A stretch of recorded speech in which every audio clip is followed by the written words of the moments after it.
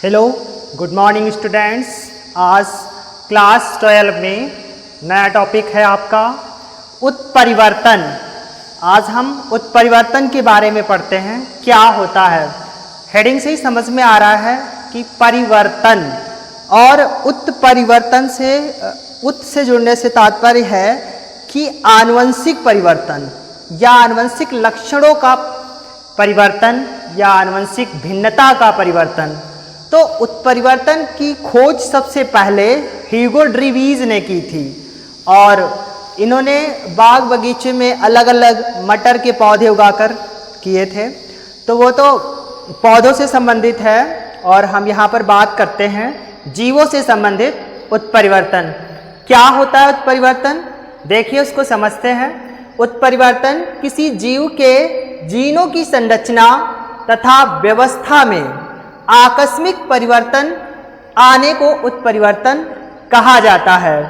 तो आपको पता है जो हमारे जीन्स हैं या जो गुणसूत्र हैं, उन गुणसूत्रों पर जो जीन्स उपस्थित हैं, उन जीन्स की संरचना के अनुसार ही जो है माता पिता जैसे लक्षण संततियों में विकसित होते हैं या संतानों में विकसित होते हैं। तो जब उन्हीं जीन्स की संरचना में ही परिवर्तन हो जाएगा तो संतति जो है वो माता पिता जैसी उत्पन्न नहीं होगी, संतति में अंतर या भिन्नता आ जाएगी। और ये जो परिवर्तन है ये परिवर्तन आकस्मिक होता है, यानी अचानक ये परिवर्तन होता है, इसलिए इसे उत्परिवर्तन कहा जाता है। तो आपको एक शब्द याद रखना है कि जीनों की संरचना तथा व्यवस्था, यानी जीन्स किस प्रकार व्यवस्थित किए गए हैं या जीन्स की संरचना किस प्रकार है, बस ये आपको याद रखना है। तो किसी जीव के जीन्स की संरचना या जीनों की संरचना और व्यवस्था में जब अचानक कोई परिवर्तन आ जाता है तो उसे उत्परिवर्तन कहते हैं। और इसी उत्परिवर्तन के कारण क्या होता है कि जो संतति होती हैं वे अपने माता पिता से या पूर्वजों से भिन्न होती हैं और ये आकस्मिक परिवर्तन किसी विशेष परिस्थितियों के कारण उत्पन्न होते हैं। तो ये याद रखना है कि जीनों की संरचना और व्यवस्था में आकस्मिक परिवर्तन ही उत्परिवर्तन कहलाता है। अब देखिए आगे लाइन में, इन उत्परिवर्तनों के कारण ही संततियां अपने जनकों से भिन्न हो जाती हैं, यानी इन्हीं उत्परिवर्तन के कारण जो संतानें हैं वे अपने जनकों से भिन्न हो जाती हैं, अंतर हो जाता है। क्यों? क्योंकि जो हमारे गुणसूत्र हैं, आपको बताया है 23 पेयर्स यानी 23 जोड़ी और कुल 46 गुणसूत्र। तो इन कुल 46 गुणसूत्रों का सबसे अहम रोल ये होता है कि इनमें आनुवंशिक लक्षण होते हैं, दैहिक लक्षण भी होते हैं। तो वही आनुवंशिक लक्षण और दैहिक लक्षण माता पिता से संतानों में पीढ़ी दर पीढ़ी स्थानांतरित होते हैं। और अगर इन गुणसूत्रों पर उपस्थित जो जीनी संरचना है, जो जीन्स संरचना है, जिसके कारण आनुवंशिक लक्षण पहुंचते हैं, उसी संरचना में या उसी व्यवस्था में परिवर्तन हो जाएगा तो उस परिवर्तन होने के कारण जो संतति उत्पन्न होगी उसमें भिन्नता अवश्य रूप से आ जाएगी। और ये धीरे धीरे कई पीढ़ियों में जब भिन्नता आती है तो इस विभिन्नता के कारण जीवों का विकास हो जाता है। ये भिन्नता या ये उत्परिवर्तन जीवों के विकास करने में सहायक होते हैं, अर्थात ये जैव विकास में एक महत्वपूर्ण भूमिका निभाते हैं। उत्परिवर्तन के द्वारा जैव विकास संभव है। तो उत्परिवर्तन के कारण संततियां अपने जनकों से अलग हो जाती हैं या भिन्न हो जाती हैं। आप कह सकते हो आनुवंशिक लक्षणों में और दैहिक लक्षणों में, दोनों ही प्रकार के लक्षणों में संततियां अपने जनकों से अलग उत्पन्न होती हैं। और ये उत्परिवर्तन जैव विकास में सीधी भूमिका निभाते हैं। तो ये था आपका उत्परिवर्तन।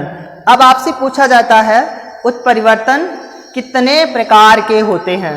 तो उत्परिवर्तन के प्रकार तो उत्परिवर्तन दो प्रकार से संभव है, यानी उत्परिवर्तन दो प्रकार से होता है, जिसमें से आपका पहला है गुणसूत्रीय उत्परिवर्तन और दूसरा है जीन या बिंदु उत्परिवर्तन। तो गुणसूत्रीय उत्परिवर्तन से क्या तात्पर्य है कि जो हमारे गुणसूत्र हैं, जो हमारे 47 गुणसूत्र हैं और उन्हीं 47 गुणसूत्रों के कारण संतति के लक्षणों का निर्धारण होता है। तो उन गुणसूत्रों में स्थित जीन्स की संख्या में, यानी जो गुणसूत्र हैं उनमें जो उपस्थित जीन्स हैं या गुणसूत्रों की जो संख्या है उनमें कमी हो जाए। आपको बताया था कि गुणसूत्रों की कमी से कौन कौन से रोग या व्याधियां हो जाती थीं, अधिकता से भी व्याधियां हो जाती थीं। तो इस प्रकार किसी न किसी तौर पर अधिकता या कमी गुणसूत्रों की जो है संतति में भिन्नता जरूर लाती है अपने जनकों से।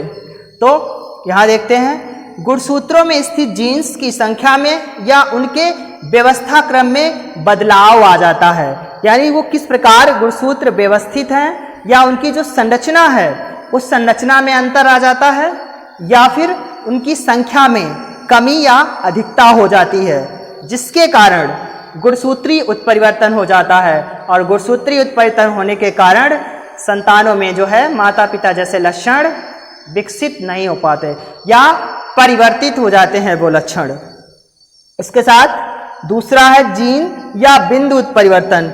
जो जीन है ये भी आपके गुणसूत्रों से ही संबंधित है, क्योंकि जीन्स या लक्षण या जीन्स के जो लक्षण हैं या आनुवंशिक जो लक्षण हैं वो गुणसूत्रों पर ही उपस्थित होते हैं। गुणसूत्री संरचना पर या गुणसूत्रों पर ही जीन्स उपस्थित होते हैं या बिंदु के रूप में उपस्थित होते हैं, और उन्हीं जीन्स या बिंदु में जब परिवर्तन हो जाता है तो उसे जीन या बिंदु उत्परिवर्तन कहते हैं। दिया है कि इसमें जीन की रासायनिक संरचना परिवर्तित हो जाती है।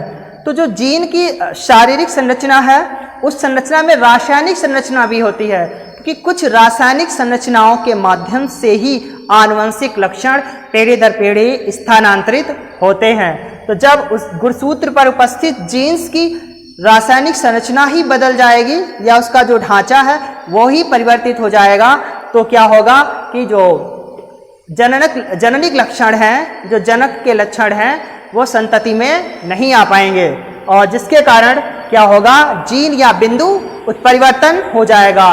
ये इस प्रकार था आपका उत्परिवर्तन, और उत्परिवर्तन के प्रकार थे दो, गुणसूत्रीय उत्परिवर्तन, जीन या बिंदु उत्परिवर्तन।